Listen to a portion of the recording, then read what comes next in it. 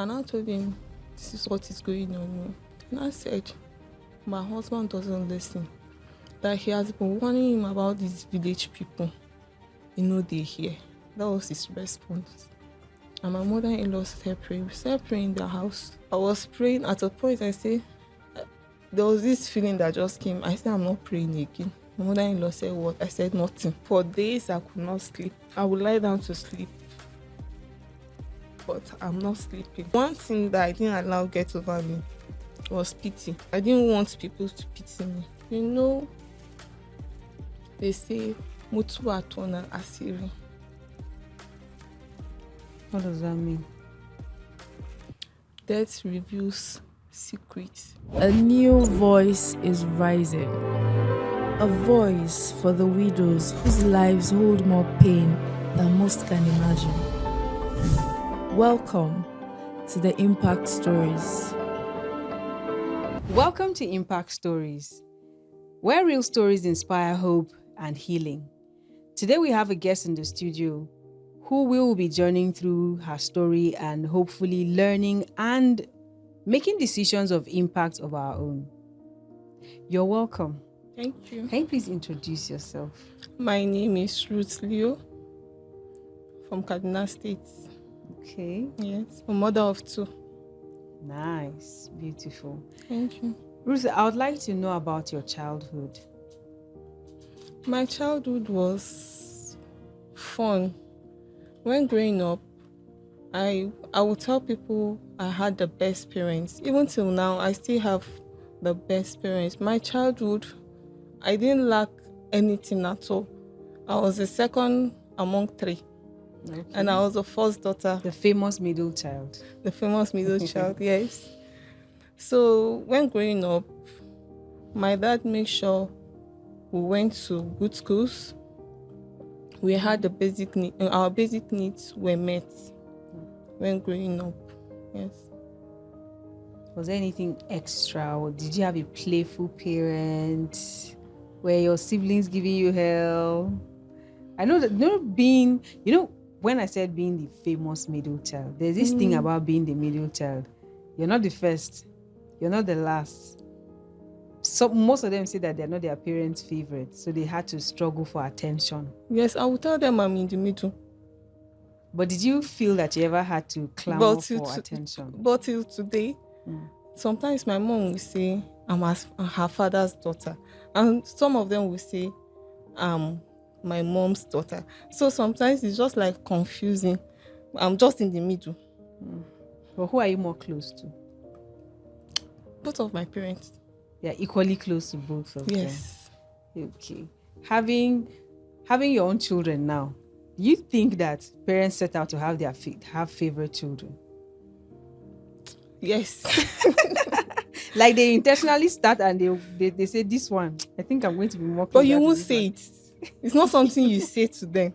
You won't. But deep within you, you know that this one gives me more joy. Is there a criteria? What does a child do to be a parent's favorite? Like for my children, yes. The second one always gives me joy. The first will spoil my mind, and later on come to me and say, I'm sorry. And he's the clingy one type. Yes. He's the one that will not like to see me sad or just quiet like that. He's very attentive. Now when I just sit down quiet like this, you just come and meet me, Mommy, what is it? What's wrong with you? Very aware. Yes. Wow. Okay. So he tries to balance the equation. That's lovely. Yes, really lovely. So what about school? Aside from the experience, how far did you go with education? And as you were journeying through school, did you have your own dreams? Oh, I want to do this. I want to look like this. I want to be this person. And this is what I want to pursue in education to enable me be this person. When I was growing up, I had dreams. But coupled with the fact that I got married at my second year in the university. Okay. So so many things came to a stop when I started bearing children. Thinking after childbirth, I will face face my life and career. So you didn't finish your high institution? I completed my institution. Okay, so what were those things that you thought, okay, as time goes on, I'll finish, that you haven't done?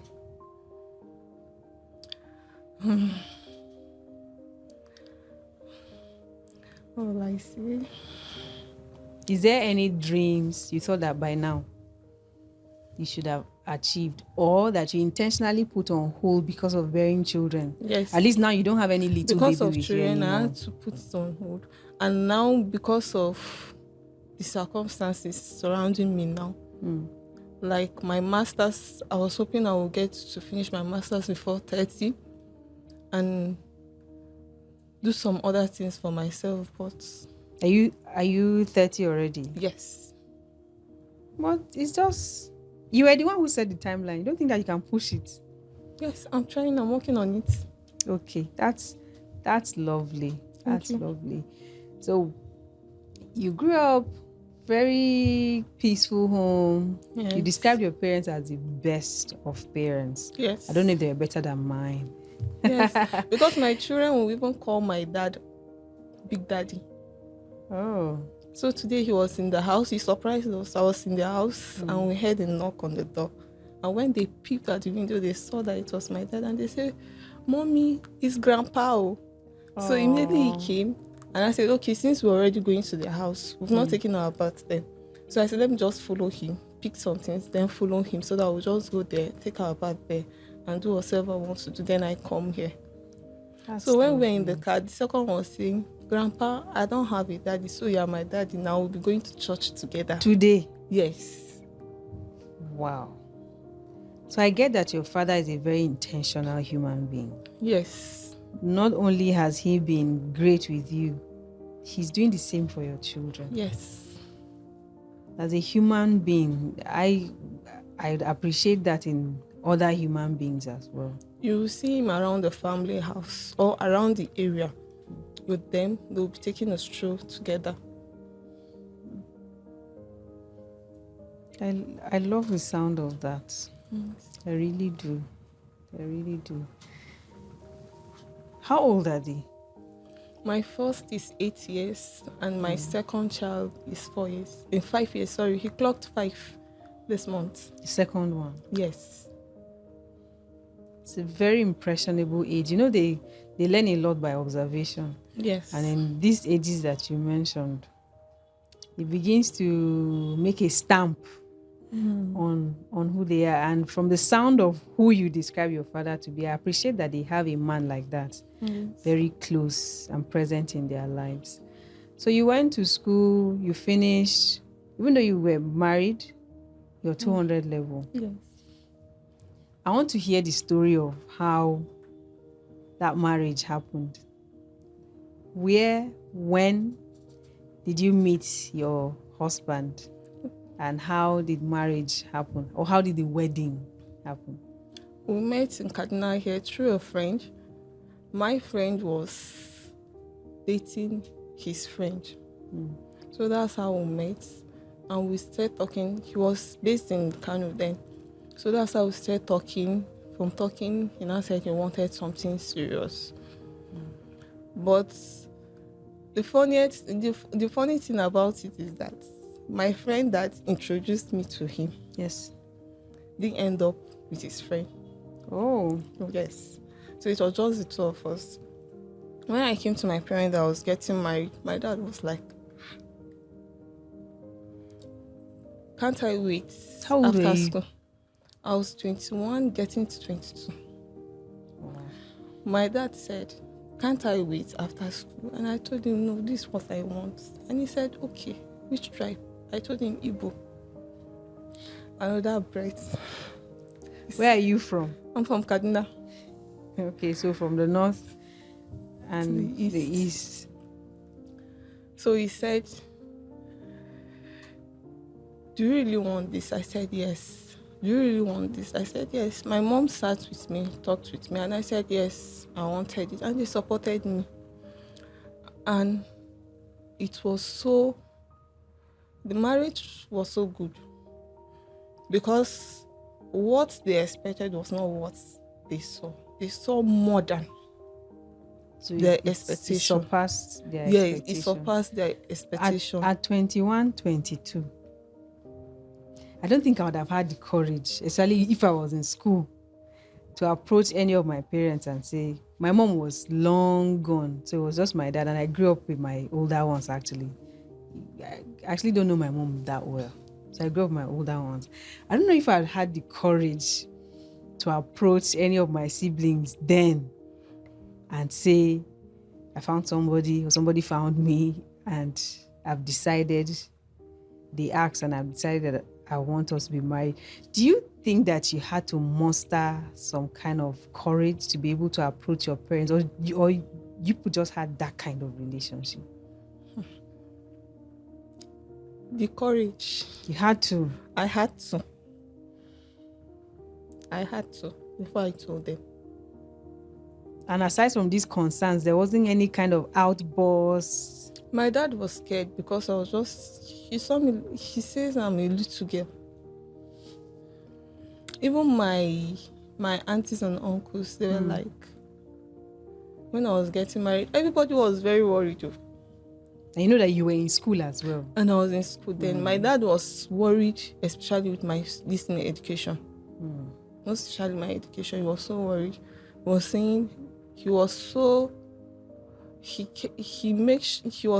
specific with that school that you had school, to finish. That I had to finish school. He told him that I'm in school, and if there's anything he wants me to achieve is to finish that school.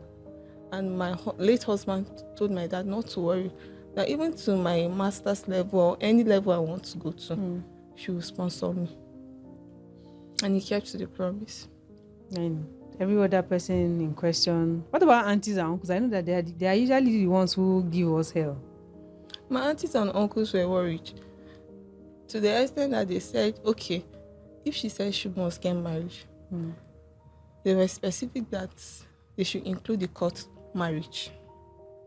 Okay. So that if anything should go wrong. So beyond religious traditional wedding, now they made sure that there was a legal wedding. Yes. Just like a form of safety net. Yes. Because of the tribe, 2 different tribes. Our culture is different from theirs. And they felt, maybe because of your age. Yes, because of my age. Do you think that that's why they wanted that protection for you? It was because of my age. If it was at your age now, that you were in school, at your current age, and you said you want to get married, do you think that they would have been so... They insisted on so many things like that? Will not be there. You won't be there, so it was because you were young. It was because of my age, because I was young. So wedding has happened and marriage started. How did you feel going back to school? Was it in the same town? Where you were schooling, was it in the same town as you settled in marriage? Yes. So how did you feel? Here, I was in Kaduna State University and I got married in Kaduna here. And my late husband grew up in Kaduna also. As well. Baduko, around 44. Yes. So how did you feel going back to school? One semester you are single, the next semester you are married. I felt the feeling wasn't that bad. There wasn't any difference. Sometimes let me describe. I'll sit together with my friends. The same people and all of that. The same people, yes, and all of that. You know that personally, I think that women switch into that marriage mode faster than men do. Oh, I'm a married woman now. I can't dress like this anymore.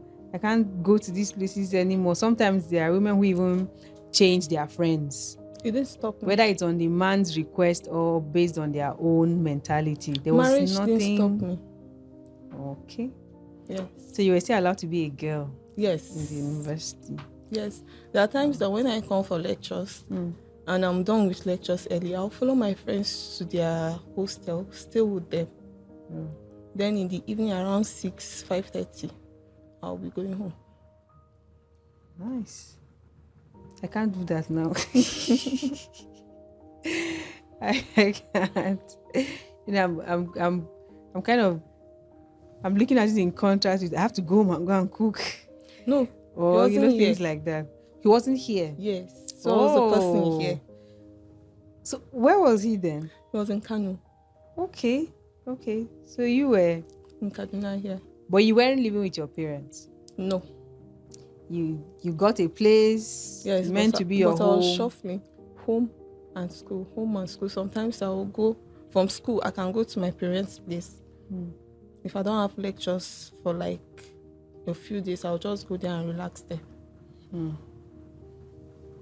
Did you feel lonely? Not really, because when I got married, my mother-in-law stayed with me. So that loneliness was not there. Like immediately? Yes. Why? Did you want to be newlyweds and be with your husband? That was another issue. Okay. I had with my aunties. They're like, your mother-in-law is going to stay with you. Can you? I said yes. He said, can you? I said yes. And I went. We're okay. She came from the east, or is it that she was already living here? She was already in Kaduna here. Okay. So she left her own house? They didn't have a house. He was like the rock of the house. He was the breadwinner. Now that you and him share a home, automatically she came, yes. Yeah. And we stayed together. Okay. And you didn't feel some type of way about it? No. There was no pressure from her, no tension between the both of you? No. Though she was an old woman. Some things I would just, if it was something that would just get me angry or anything, I would just try to avoid her. Most times, I would stay in school for like 5:36 before I go home. So when I go home, to avoid anything that will cause any kind of tension or anything. So once I'm home, I'll go and cook. After cooking, I'm already in the room. That's a level of maturity that some marriages will take like 5-6 years to attain. And you're already doing this in the first year? Yes, I'm already in the room. So when she's back from the shop, sometimes she'll call me, I don't come back. I will say, Mama, welcome. We'll sit for some time. Then later I will tell her, say, Mama, I enter inside. I'll just go inside. Okay, that's a lovely picture. I'm trying to dream it up. And there are times that when she comes back, we'll be there, shoot this. I'll say, you should say this one, I'll just be answering. And that's all. So you did what you could to establish and maintain a good relationship with her, and she also did same. Because I imagine that it will be difficult to live with anybody and not have issues with them. Actually, I won't say it wasn't difficult, but when you know the person you are staying with, you know how to tolerate yourselves and how to give yourselves understanding. Yes. That's really lovely. 2 children. When did you start to have these children? You're already married, 200 level, you're still in school, you didn't drop out. Did you guys plan your family? Did you say, okay, let's start immediately? Was there any talk of should we wait? Was there ever that question? No, we started immediately. No, you did start immediately, but did you ever discuss? I think maybe it's better if I finish first. Let's hold off for this 2 years remaining. And after I graduate, maybe we can start. No. There was never a discussion. You never had that conversation. Yes. Regret is not the word. But do you think it would have been better comparing that you had to school and nurture a child? Do you think it would have been better if you had finished before having your first baby? Okay. I would say he was of great help and he understood with me when I was in school. I didn't have to carry a child all the time to the lecture hall. He made sure that once he was 6 months, we already enrolled him in a crèche. Oh, okay. So I would drop him in the morning. Then around 4:30, I pick him up. Okay. So by then, I'm already done with whatever I'm doing in school. Okay. Except for holidays. That's really understanding. really understanding. But you had only one during Yes, your time in during school. my time in school. During your time in school. Like I said, the level of maturity that you displayed, having your mother-in-law stay with you so early in your marriage and having to navigate school and a baby, making decision yourself, like this is what you wanted. I must commend it. Now I'm imagining the reverse with your husband, and also he's being understanding. He had mentioned that he's the breadwinner of the family and all of that. Is there a wide age gap between you and him? Yes. It's wide. Yes, it's right. How many years is between you and him? 10 to 15, 10 to 11 years, sorry. Almost 11 Yes, years yes. between you and him. Wow. So when you were 22, he was 32 or 33. Yes. Okay. Nice. Now I want to go into his person. I know that it may not be the easiest things for you to discuss, but I'd like to know from his name to what kind of personality he had and how him being in your life made you feel and how you became this person with him. Late Chijioke Ogu was a very good person. He was too good to be real. He was a social butterfly. Are you? No. So the contrast is... Yes. So he was the one always initiating the outings, any hangouts. He was the one always initiating it. Even the birthdays.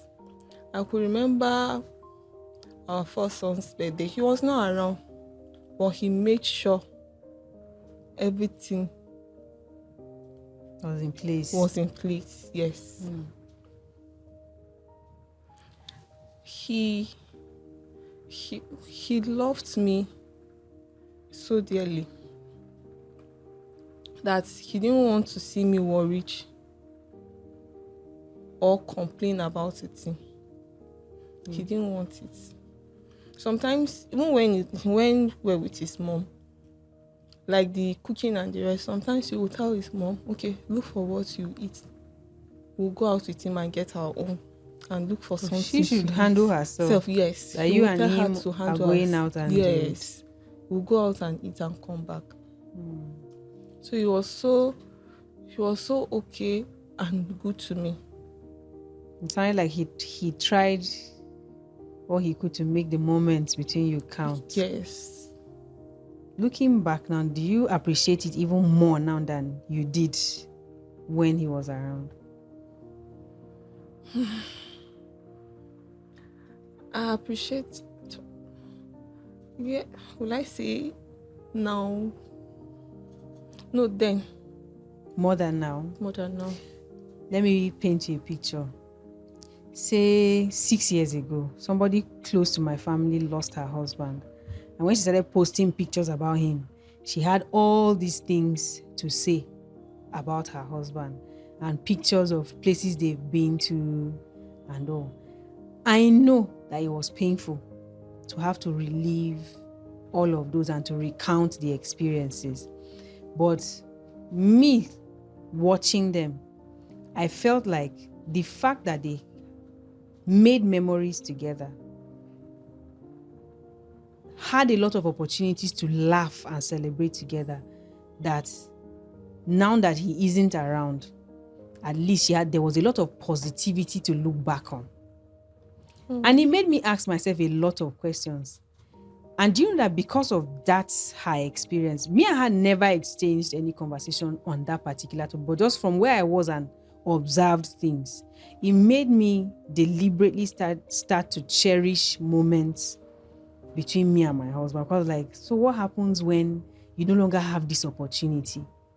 That was the question that I was asking myself. So now that's the context of my questions. Now that you are able to look back, and you, no matter what you did, you can't have him back. Are you happy? Do you appreciate that while he was around, he made sure that the two of you had your time together, Yes. had your moments? Yes. And if you remember back, we're always together. How we did this, we Yes. did that. You can see things and places now and say, that time, me and him, that's what I mean. Yes. So you appreciate it now more than before, or you appreciate it then more than now? I appreciate it now more than before, because there are things that he was doing then that it didn't make sense to me. But now that it's not there, some things now make sense, a lot of sense to me. Does it make for good storytelling for your children? Yes, especially the first. The first knew his dad and they were very attached. When I mean attached, even the distance did not stop him. Wow. The distance did not stop him. That even till date, he will remind me of things they did with the dad or places they visited with the dad. Wow. I really do appreciate that memory part, because I know that children usually have a lot of questions when things like this happen, and it helps if there's more positivity to look back on than there is vacuum or negativity.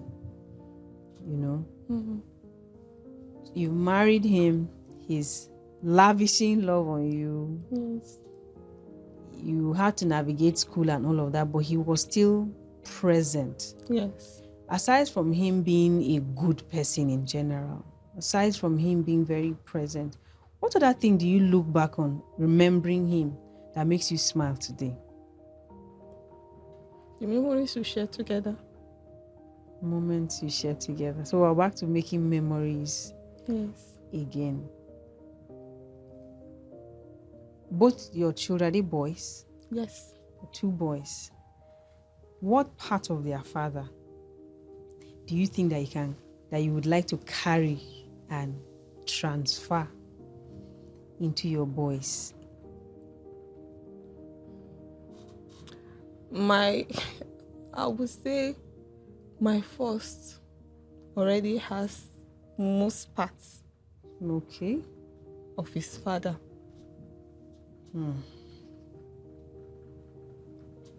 Even the walking step. When you see him walking, I was walking with a neighbor the other time and she said, Mommy, come see the walker like him father. I said, yes, that's so. Does it make it difficult for you? No. To see a lot of him in Kamsi? No. Doesn't make it difficult for you? No. That's another level of strength. Because he's gone, and I'll say it, and I'm very correct. I can't understand it. Even when I imagine it, I cannot be accurate. So I don't know what it feels like, to experience that loss and have to deal with it.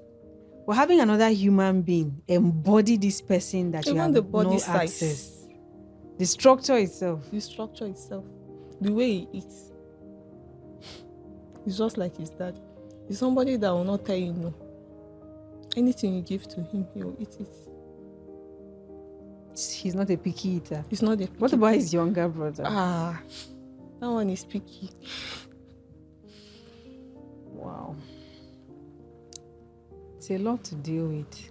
Even some of their native soup, if I should make it, you'll not eat. That's the younger one? Yes. He said, Mommy, I'm not eating.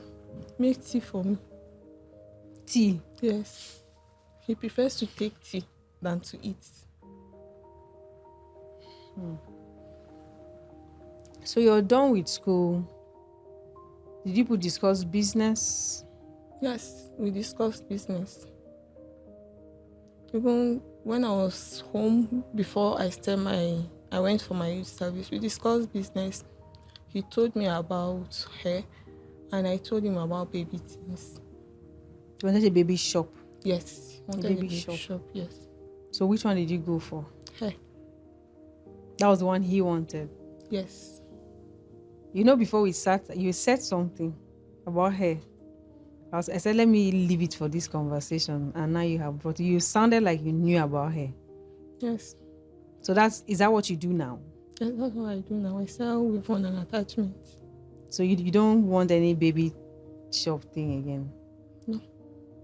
You're fine with what you I'm do. not fine with what I do. So you've grown to love it and you get the business. Yes. Let's go into your husband passing. Again, I'd like to apologize because I know that. There's no problem. Thank you very much. I want you to walk me through what happened until his death. How did he die? What happened? And even what your reaction Okay. was. Okay. He died November 28th, 2021. Then my second was just 6 months old. So, him traveling, he called me like on Saturday, a day before the incident. He wasn't in town. He wasn't in town. He traveled. He bought a car. Okay. So he went to pick it himself from Lagos. Oh. So I asked him, is it necessary? Because the one I was using then, I told him, okay, you ordered this car from Germany. You sent somebody to pick it. Why not send somebody to pick this one? He now told me that no, that he wants to go himself. We were even joking. When he ordered the car, I didn't even like the car at first. He would tease me and say, if you pass around the road and he sees the same model, he will tell me, see my car will soon come. I'll tell him I don't like this car. He will say, when my car come now, this car now, you know, go to park am for where you park am. And usually when you say you like this car, you begin to see it everywhere. Yes. So we're seeing it almost everywhere we go. So he was like, if you pass, you say, see my car.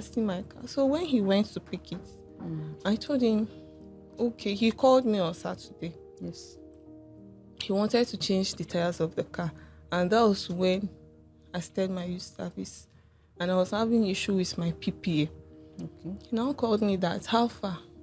Payments where I dey wait for never come. I want change car decent tires. I told him, I don't have money. They've not paid me yet.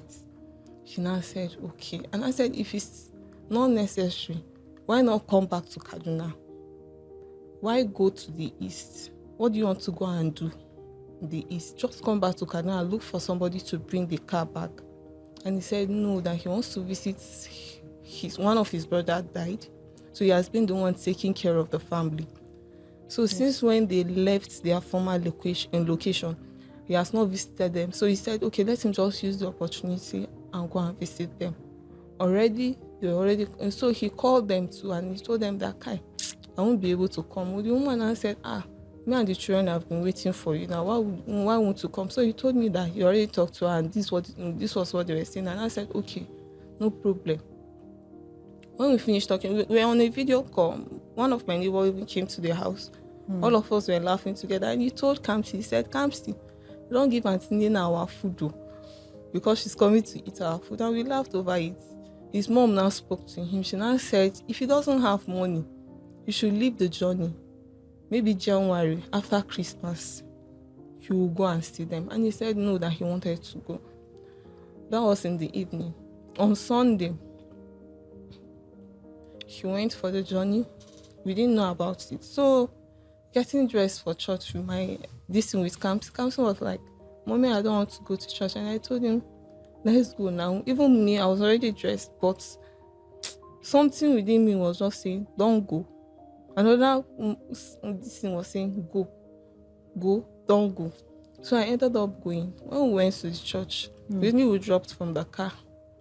He now said, Mommy, my daddy. And I said, Kamsi, should we daddy? He said, yes. Daddy will soon come back. He said, yes. How old was Kamsi? He was 4+. 4 years. Sorry. He now said, okay.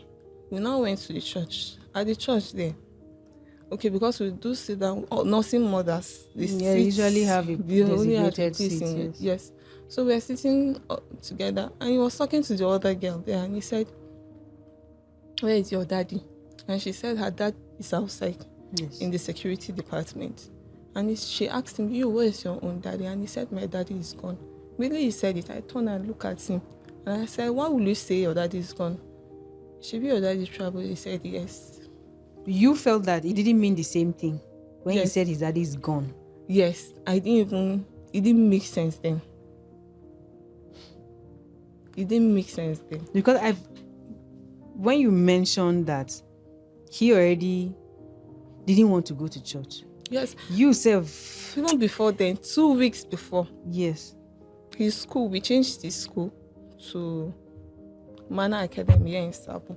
okay, So 2 weeks before the incident, that was when he traveled. He was waiting for the arrival of the car over there in Lagos. so he had been away for 2 weeks Yes, altogether. already, yes. So the teacher in class called my attention and she said, when we Kamsi, I don't understand Kamsi again. Kamsi is very active. I don't understand him again. And I said, maybe it's because the dad traveled. She now said, are they that attached with the dad? I said, yes, they are very attached. She now said, okay, maybe I should talk to him or tell the daddy to talk to him. I said, okay, I will. And truly, I didn't. And I didn't tell the dad that this was the problem. So, she talked the first week. The second week, she still called my attention. She said, Mom, can't see this thing is still going on. So he was visibly distracted In by class, something and yes. she wanted to find out. So she took me, this time around, she took me to his class. The way they submit their work, she will pile them up. So she showed me and she said, Kamsi's book is on top, meaning he submitted late. And I said, okay, I will speak to him. Immediately I went out. His dad now called. When the dad called, he now said, how far? I said, fine. What of Kamsi? I gave Kamsi the phone and he asked him and he said, Kamsi, what is it? And Kamsi said, my teacher beat me. So the dad was like, do they beat in the school? I don't want that. He now said, give your mommy the phone. I collected the phone and he told me that, go and confirm if they beat children in school. I said, okay. After saying it to me, I'm the one that does the discipline. Yeah. So I believe they should beat a child in school. Maybe the child must have gone wrong. So I asked him, what did you do? For the sake of discipline? Yes, for the sake of discipline. I asked him, what did you do that the teacher beat you? He said he doesn't know. So I felt he was lying then. They didn't beat him in school. So I didn't talk to the teacher until fast forward to the Sunday the thing happened. So when we were in church, he now said, my daddy again. I said, come see. We'll soon go now. Your daddy will come back. He said, okay. Later on, we were praying. And the next thing he was facing the door and he told me, Mommy, I want to go to my daddy. And I said, come see. He said, yes. Why are you disturbing me about your daddy? Okay, we'll soon close from church. We'll call your daddy. Immediately we closed. I gave him the phone. We called. He was not picking. We kept on dialing. He didn't pick. And I said, okay, your daddy did not pick. Let's call him later. And he said, okay. So we went home. When we went home, we rested for some time. Then my mother-in-law now said there was a house we were supposed to go and visit somebody behind ours. She now said, okay, we're supposed to go this place, so let's go now. And I told her, let me rest more, then we'll go in the evening. So I was sleeping that afternoon and I felt a kind of cold. I haven't felt that before. I woke up immediately. I turned around and I checked. The windows were locked.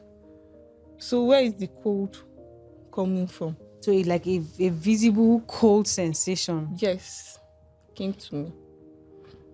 So immediately I woke up. I told her, okay, now one kind cold wake me. She can't just say, Tomo they go now. I told her, okay, just they go. I'll go follow you for back. Go with Kamsi. So she left. I was the last person to leave the house. I kept on calling. He didn't pick. And normally, if he's busy or there's anything, he will tell me, how far are they busy? I'll call you back. He would have told you. He would have told me. So when she left, I dressed up and I was going out. My neighbors now saw me going out. They said, Mom, come see where are you going to? I said, I want to go to your house behind it. And they look at me. They saw the bedroom slippers I was putting on. They said, where you go? They put bedroom slippers. They come out. I said, I beg, no, leave me. I don't understand my body. We went there. I kept on calling. He was not picking. I called for more than 20 times. There was no response. But at this point, With all you felt before church, the cold sensation you felt, I said visible instead of tangible. The tangible feeling of you knew that the cold wasn't like an ordinary cold breeze or something. You already were having all these feelings, and then you kept calling since that morning. He didn't No pick. reply So when to I your was calls on and all my that. way, Did you yes, feel that by this time were you thinking something was wrong? I wasn't thinking.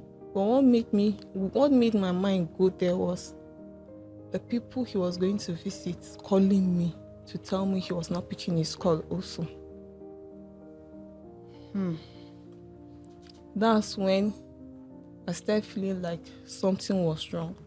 By the time you confirmed from them. So already the journey, he went for the journey with his friend. His friend took him, he's in Kaduna here. So he called the friend to come so that they'll drive the car together. So the friend was the one driving the car. And I tried calling the friend too wasn't picking. Until later on he now picked. That was like around 7:38. When I called him and I said, how far now? He said, fine, that they had an accident, so that my husband is unable to talk at the moment. That's when he got the call. On the same day? On the same day.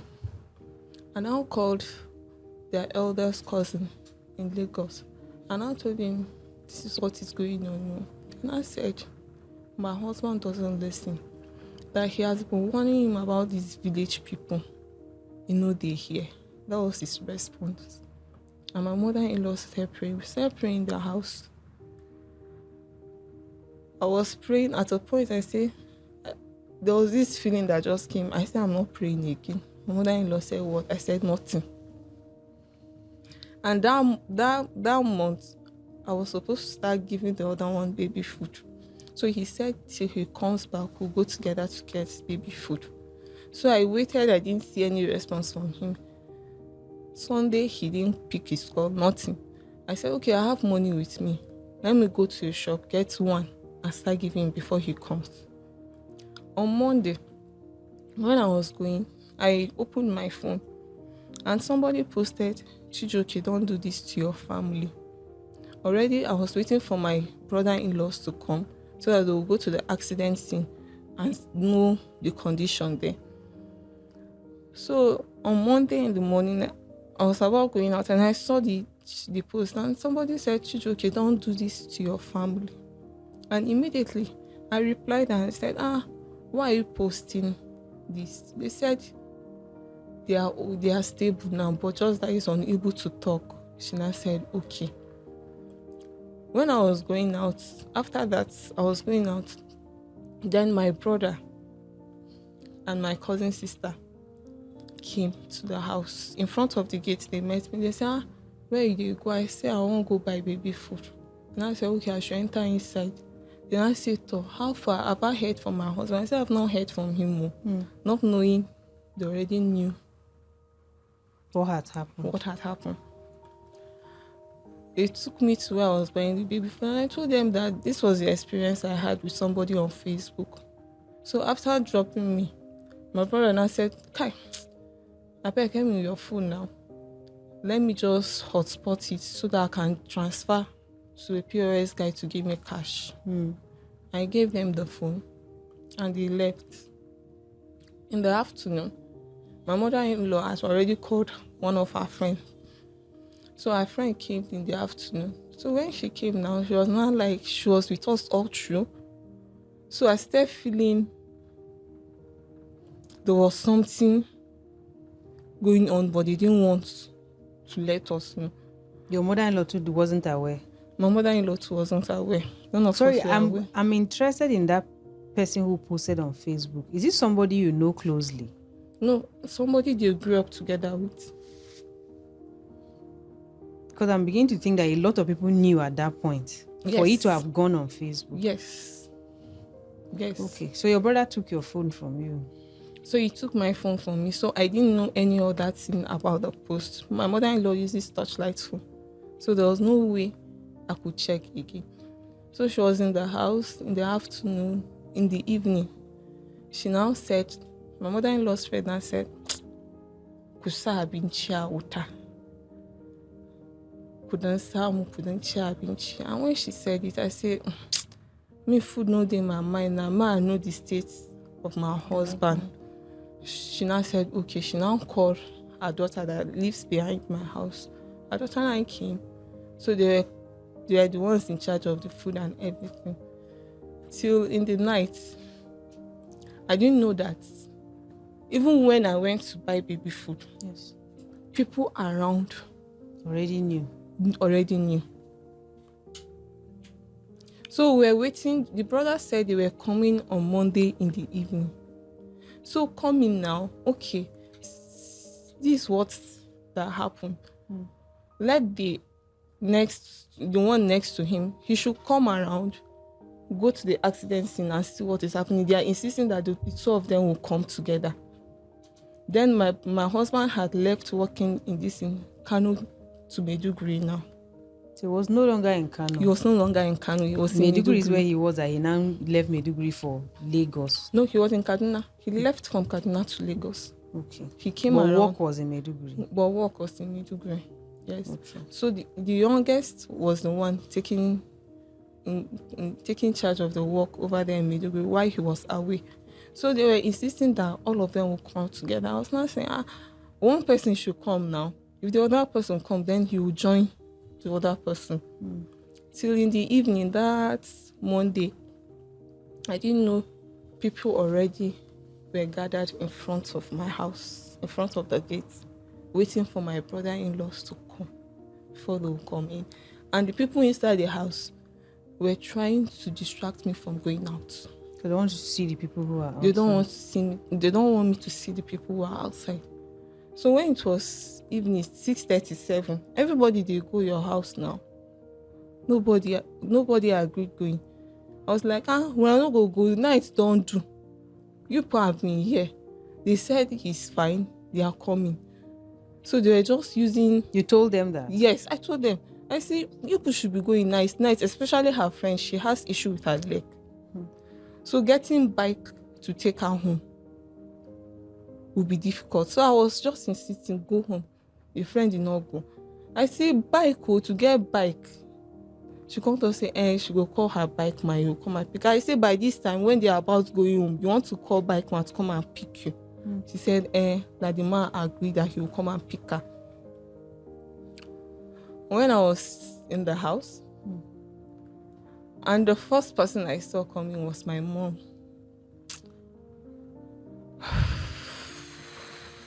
Sorry. So your parents too already knew this by this Yes. time? Thank you so much. You're welcome. My mom was the first person that came in. And I saw his friends and other people coming in. That's when the story changed. And I asked God, this was not.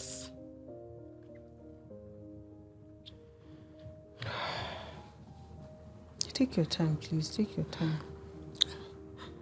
I told God that this was not the plan.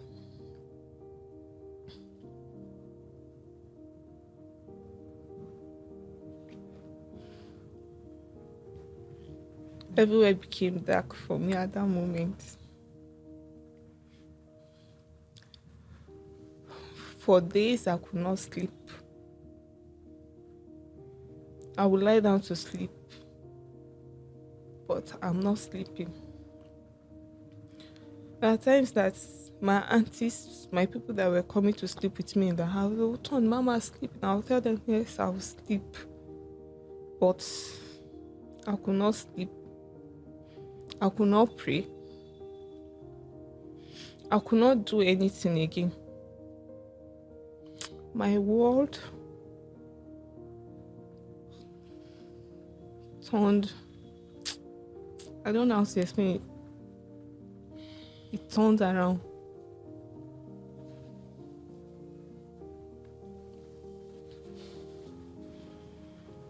But I thank God.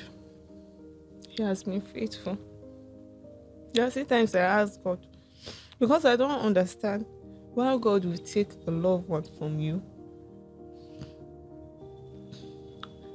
and still and still help you around the situation. I'll say, okay, why did you allow it to happen? And you're still helping around the situation. There are times I ask questions. Even up to today, I ask questions.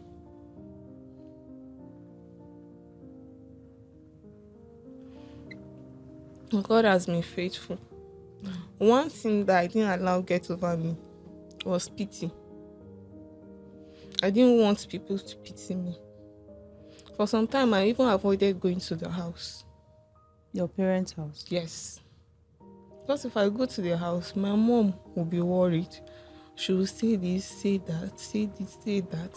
And I avoided them for some time. How would you have preferred that they treated you?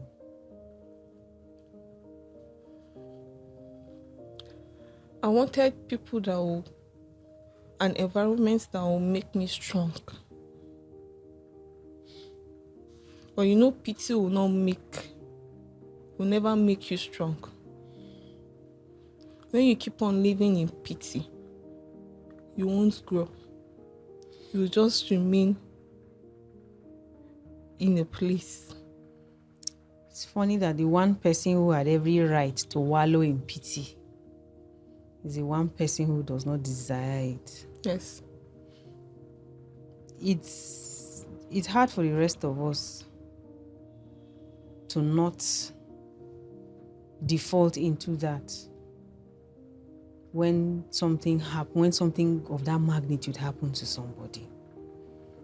I've heard this in a different scenario. I've heard somebody say the same thing. Say what they wanted was not these people trying to cushion, trying to always carrying a net around with them, like they're expecting them to fall.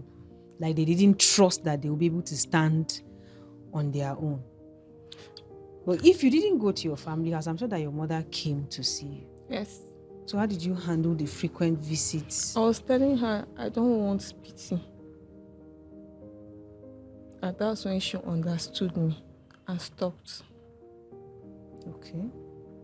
She's still helping. Even till now, they were thinking maybe, okay, after everything, I will come back to the house and start staying with them. And I told them I'm not going home. What about your mother-in-law? After everything, she left. We are now in a separate place. In the same town? Yes, in the same town, in the same area. Did she tell you why she left? You know, they say mutu atona asiri. What does that mean? Death reveals secrets. So many things were going on. She was trying, I felt okay. I was trying to deal with the loss of her husband. She was trying to deal with the loss of her son. So we're no longer on the same page. It's lost nonetheless, but it's not the same for either of you. Yes. She lost a son, you lost a husband. Yes. One and the same person, but not the same thing. Yes.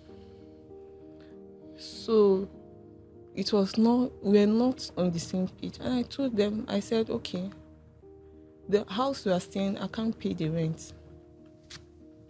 I will look for a smaller place to go. And they picked her and left. Who picked her? His siblings. They didn't offer to continue paying or even pay for this new place that you want.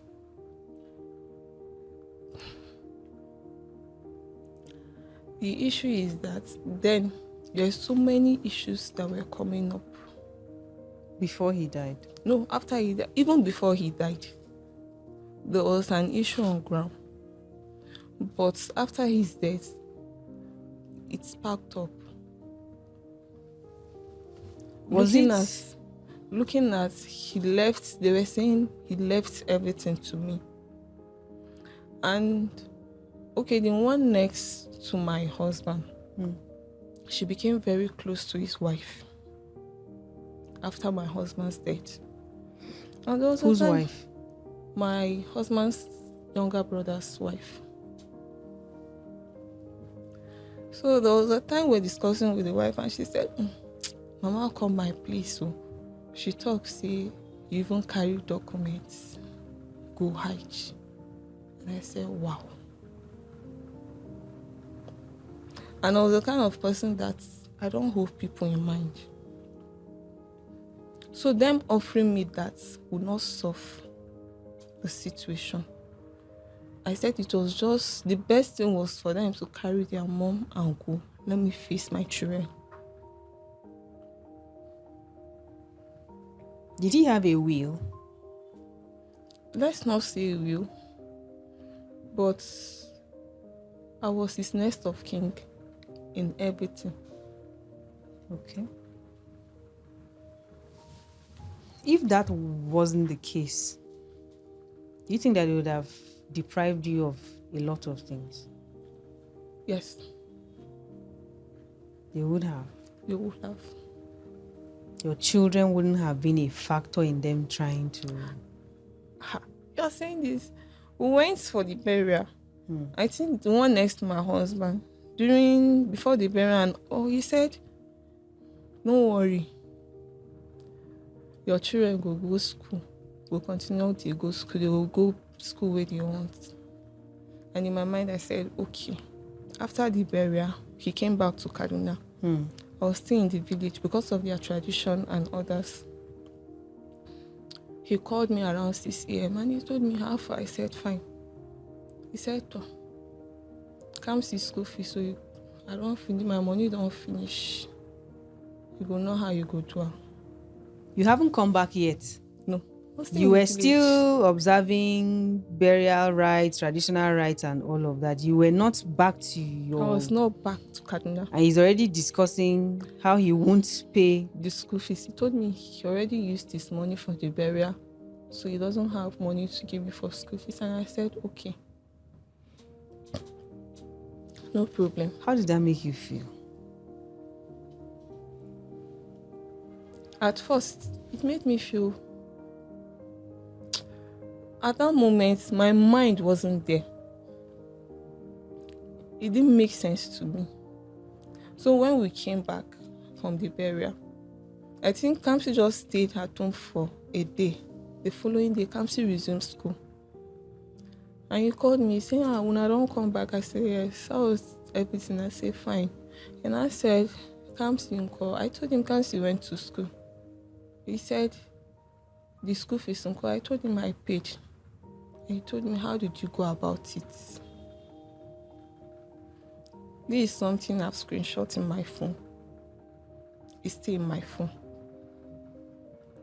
And he told me, "How did you go about it?" I didn't answer. Up to today, I didn't answer him that question. I didn't answer that question.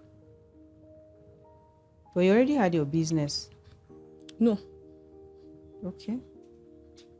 I didn't have any business there. I was just serving. Okay. I was just serving there. Okay. So that was it. He continued. He finished his section. But before then, he came back and he met me. Then, after the burial, I went to my family house for some time.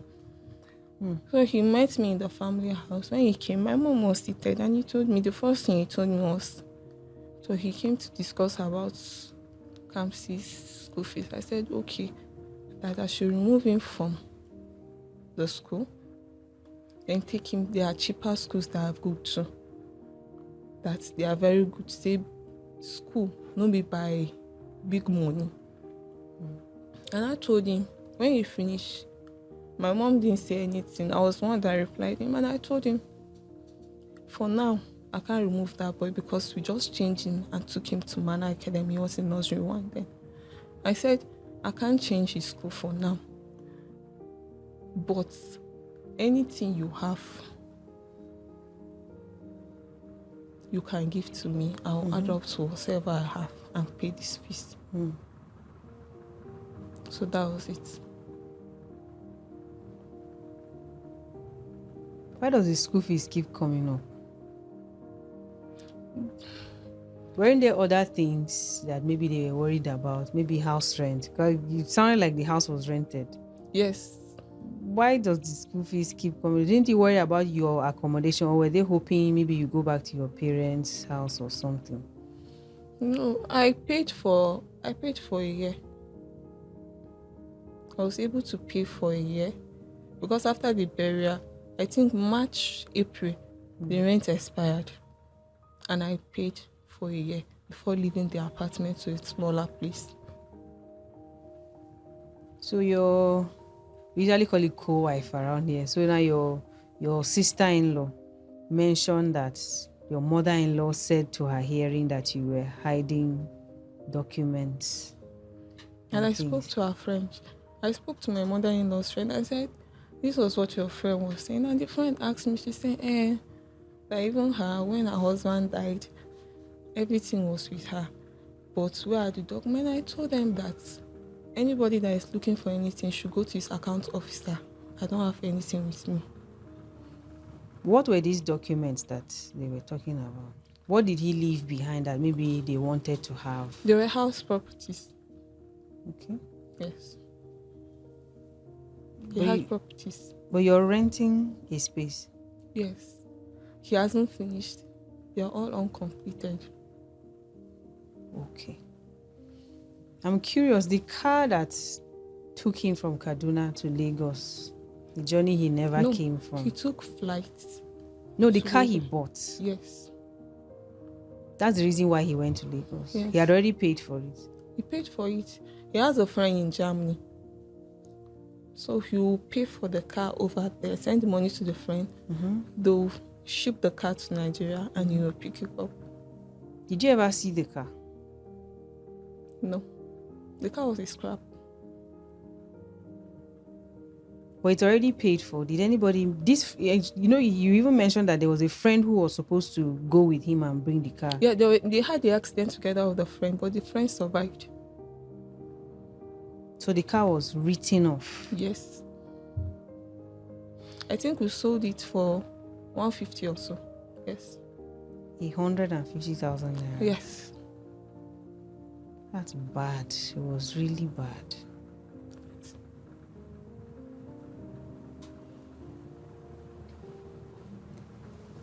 It's tough listening. I cannot imagine you having to go through all of this. Again, considering that you married young, how old were you when all of this happened? I was 25. At 25? Yes. You had to deal with all of this. Wow. But you didn't want to go back home? Mm-mm. You're willing, you're able to fend for yourself? Not, will I say yes? God will give me the strength. Why didn't you want to go home? Because now you have every yardstick to want to go back home. Yeah, just you and two boys. Maybe I'll go home, but not now. Maybe. This is the life where you used to live with Chijoke and he's no longer here. How is it going? It's not easy. It's not easy at all. It's not a life that I wish for somebody to pass through. Even my worst enemy, I won't pray for them to pass through that. No. You mentioned that a few days after he died, you couldn't sleep. Even till now, there are times that I wake up around 1, 2 a.m. and sleep will just kick off from my eyes. What's keeping you up? I don't know.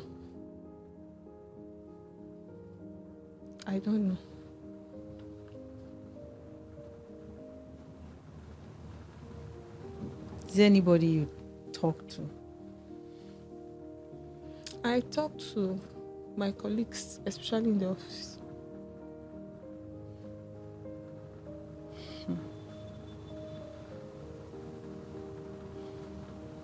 What do people around you have to say about your being young and being a widow?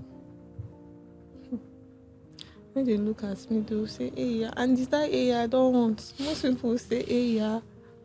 Yeah, and is that hey, yeah, I don't want. But now, even till now, there are people that will chat me or talk to me and say, I don't like the way you are doing. You are always outside-minded. I say, things too much for the head. No offense. They will say, just try and take things easy. I say, okay. should try and take things easy. Is there a lot of pressure on you currently? The pressures are there. Because already now, as I'm seated here, I'm already thinking of school fees September. The term is not over yet. The time is not over yet. But I'm already thinking of school fees, how to plan for it, anything they need for the first time. Then after, then rent. All in this year. Yes.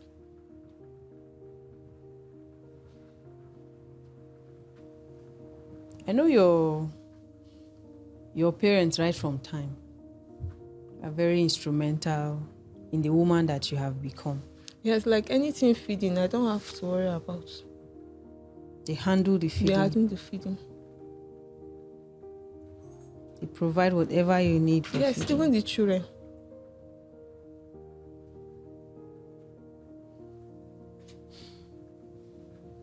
There are times that when I even go home and the small one will be mentioning golden more, golden more, golden more, golden more. My mom will be worried. My mom doesn't want to hear them talk. And she doesn't want to hear them say, I want to take this and it's not available. There was a time the second one came to the house and he said something. She said that day she cried in the office.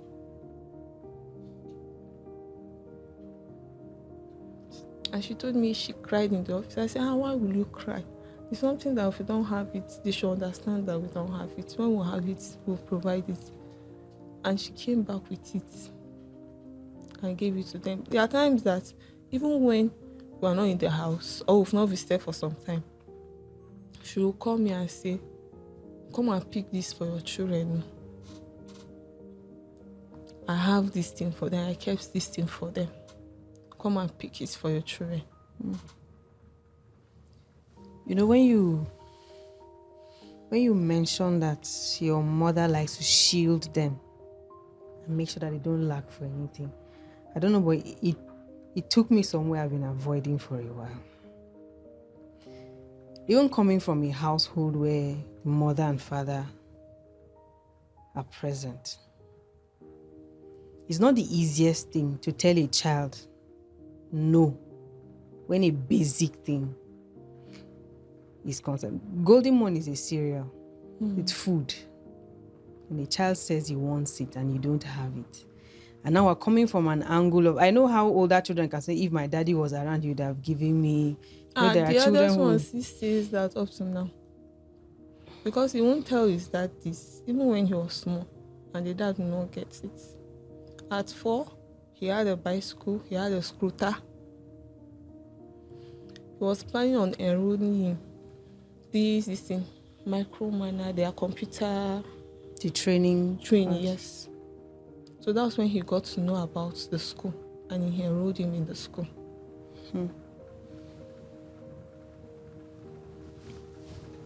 Aside from people noticing your mood, saying that you're absent-minded sometimes, I keep making reference to your age.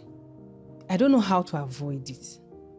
And I know that living as a widow, being of the age that you are, there's going to be a lot of eyes on you, whether you care to notice or not.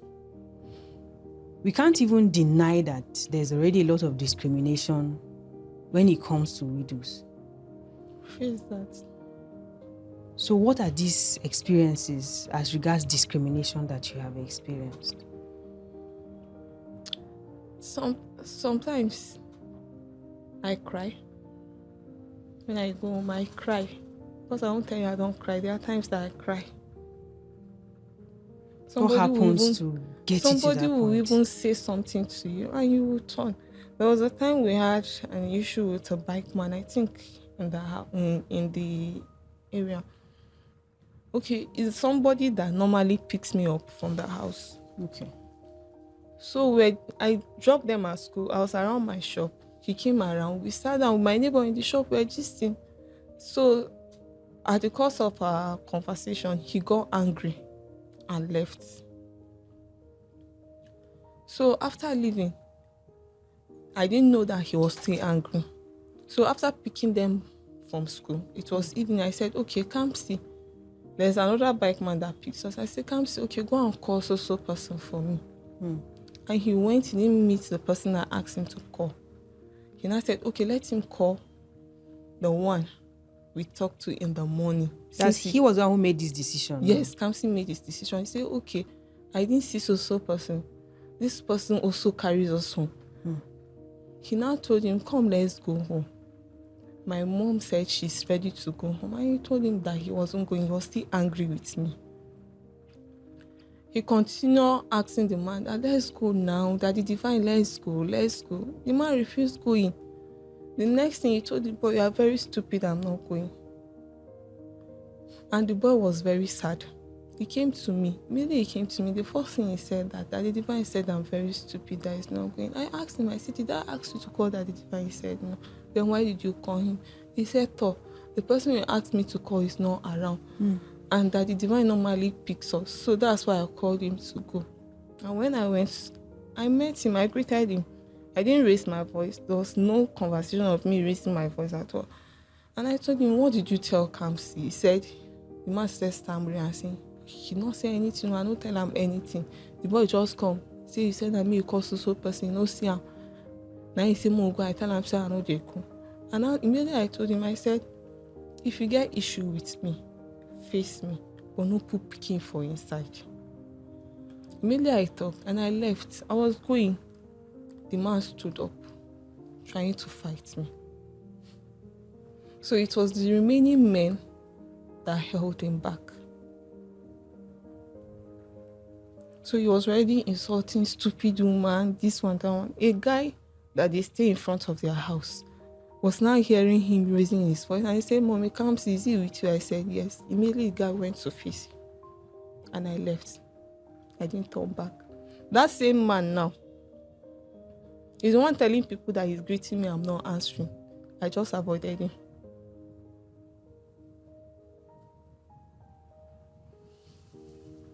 Do you feel that if your husband was still here, that kind of scenario would have happened? It wouldn't have happened at all, not at all. What about, I'm sure that this is one of some Yes. that, you maybe time will not permit us to mention. But what about your dressing? People make comments about how you look, how you dress yourself. People make comments. Yes, people make comments. That sometimes I will dress my normal dressing. Say I no one agree with this one, that one. I'll just look at them and laugh.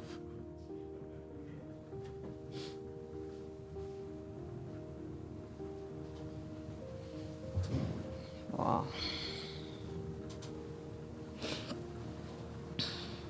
What about maybe in a church community where you work? They look at you differently.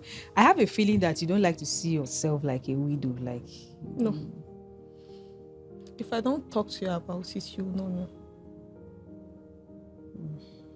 If I don't talk to you about it, you don't know. There was a time I was sick. I went to run some tests, and I went with Kamsi. We were sitting, and Kamsi was now started talking because he's a very free child. So he started talking with one of the people there. And it was later on the woman and said, oh, where is your daddy? I don't know, my daddy traveled. That was before. He was like 5 then.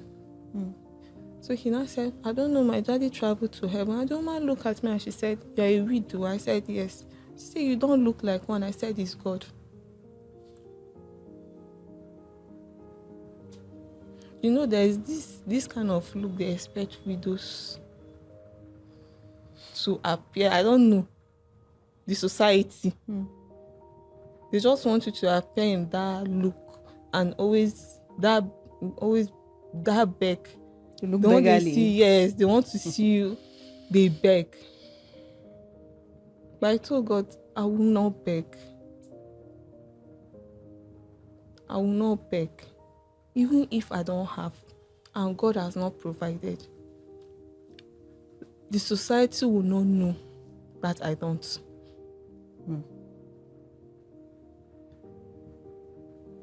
There was a bike man that picked me up in the same area. He was not talking.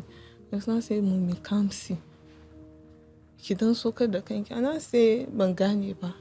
Say there are people that are looking at me, that they like me, all these things and the rest, but the way I they do and the rest, I can't talk. Say, I tell you, say I dey fine person. People, that's men. That's me, yes. There are a lot of men that like you, Yes. but you seem to be inaccessible. Yes, I tell them, I tell you, say I dey fine person. Even if I won't marry again, when the time reach, my own will come meet me. That's another man Yes. encouraging you to be approachable. Yes. Do you think that if you are approachable, that these men will still not have something negative to say about it? You see, society will always talk. Whether you do good or bad, they will always talk.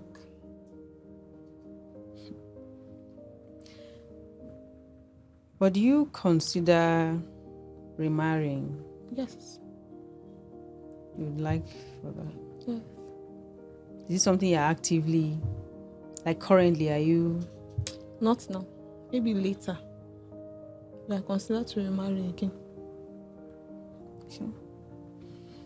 You mentioned office, and I also know that you do a business. Is it the same thing, or they are two separate things? They're two separate things. So how do you manage work, business, your boys? I go to work in the morning. In the afternoon, when I pick them up from school, we go to the shop. In the evening, we are at home. So I normally keep myself busy, just to distract myself from so many things. Is it working? Yes, it is. Because once I'm done with work, I'm already in the shop. Once I'm done in the shop, I'm home. And when I'm home, I'm already tired. Already planning for the next day.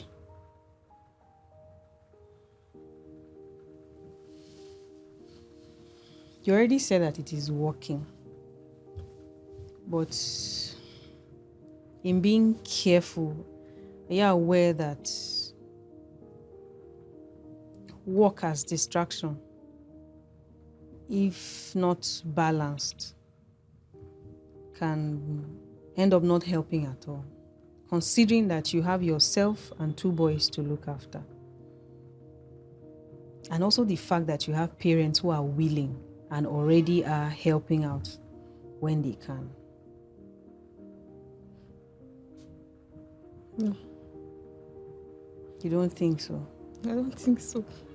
So is it safe to say that you have found a structure for yourself that works? Yes. Okay.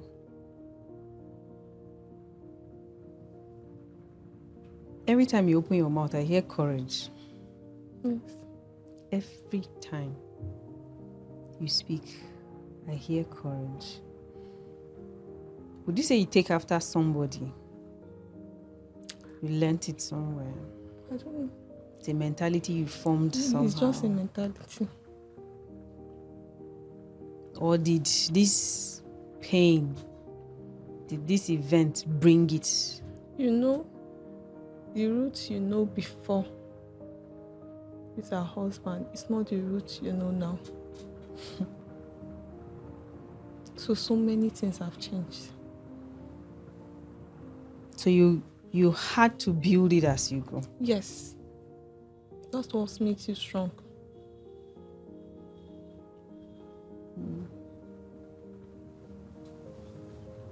So you're adjusting. I can see that you're adjusting Yes. to the life.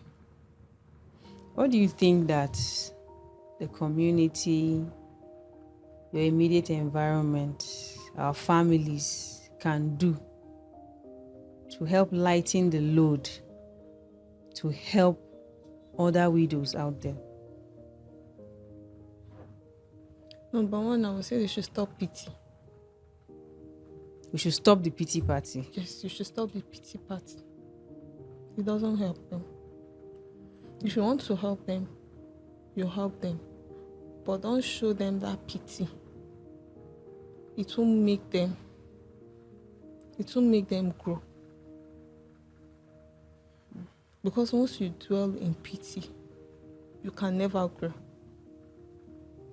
There's no growth there. There's no growth there.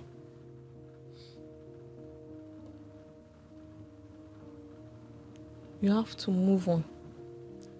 You have to strive for yourself and for your children. How did you hear about Safi's Widows Empowerment Grant? I got to know about it through social media. Okay. So you applied for yourself, not that somebody applied? No, I applied for myself. So what was the experience like? He's been great. Even I think when I came, the funds were sent to me. I was supposed to meet up with my mom in the market. And when my mom saw it, she said, "I'm shaking out the wayohaka." And I told her, "Mommy, it's better."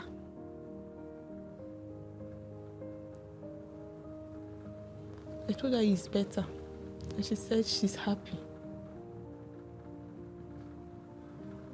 So you met with her after you got The fund in the market. fund. What were people going to get? No, we're going to get, I think, was it some stuff for the children? So we went to the market with her with foodstuffs. I was supposed to collect mine and go home. Then she goes to the house with us. She said she didn't know that you had that level of wisdom. Yes. Did you take it as a compliment or were you offended? I was not offended, though. At first I said, okay. Shall I come open the way? Should I laugh? You're still her little girl after all. Yes. No. Did you ever meet the founder? Yes. You did? Yes. Okay. We've met like twice or thrice. So you've spoken to him before? Yes. And having enjoyed this empowerment, one widow said after she tried the first, the second time, she just felt here is only people that they know that they used to give, they'll just post it so that people will not say that's how they used to do it. But that's not your experience. Coming here and meeting the staff, what do you have to say about the foundation? You who are wonderful. Why am I blushing? You're wonderful. Well, wonderful. You're great people. Thank you. Would you like to say in a few seconds a word of thanks? I'm sure that you've got to do that more than twice. Thank you so much, Safi. Thank you so much, staff of Safi. You are putting in a great work. Thank you so much. May God continue to bless you, continue to uplift you. You shall go to higher places. Like my son, the last time we came, I met with the founder. Yes. And I went home and I told them, it's those people that gave me money that time. And the second one, I said, they're the ones that gave you rice. I said, yes. Sweet meat. I said, yes. And I said, God will bless this man. I want to see this man. God will bless this man. May God continue to provide for him so that he will continue to help my mother. So you will not lack. As we are doing this for others, you will not lack in your lives. God will meet your needs. Your other areas of your life, God will meet your needs there. In Jesus' name. Amen. Like I said, every time you speak, I just hear the courage in your voice. Thank you so much for sharing yourself with us. I'm not shy about talking about myself to people, but there are certain parts of your life that you just want to keep to yourself, and things like this is one of the experiences that maybe people might not be forthcoming with, but you haven't held anything back. And for that, we at Safif are very much grateful for that. Thank you so for much. honoring the invitation. Thank you for sitting the length of this time. And a special greeting to your father for making sure that your boys have him to look up to. Thank you so much. God is and will continue to help us. Amen. Thank you so much. So much. Okay, the advice we had was what people should do to help other widows out there. Now, being one yourself and experiencing the life, is there anything you wish or you would like for other widows, whether they are young or they are old, to be able to do for themselves, especially in this journey that you are all on? What would be your advice? What would be your word of encouragement to any widow out there? Number one, they should continue to hold on to God. He's the number one source. And secondly, they should not stay idle. They should try to find something that will help them and their children. Don't stay idle. Don't stay idle. No matter how little. Thank you very much. And don't put your hopes on people. Put your hopes on God. That's big.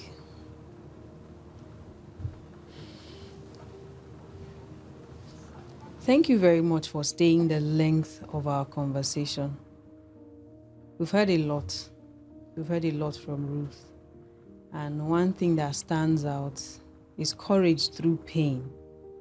We've established that this is not the easiest of journey to go on. But she's making do with with the cards that life has dealt her. And having listened to her, I hope that we ourselves are moved to not only express the kind of gentleness that we hear in her voice, but also moved to lighten the load of others around us, especially the widows that we find around us. She said one thing: stop the pity party. Help if you want to. Sometimes you don't even have to ask. Just help. You want to? Go ahead and do it. I hope that I'm not the only one who was touched by this story. Remember that I want you, I need you to like this video. Leave us a comment. Share this video with someone. And please follow the channel so that when next we put out videos like this, you have access to them readily. Remember to stay kind. Remember to wear compassion on your sleeves. Until next time, my name is Maria. Have a good one.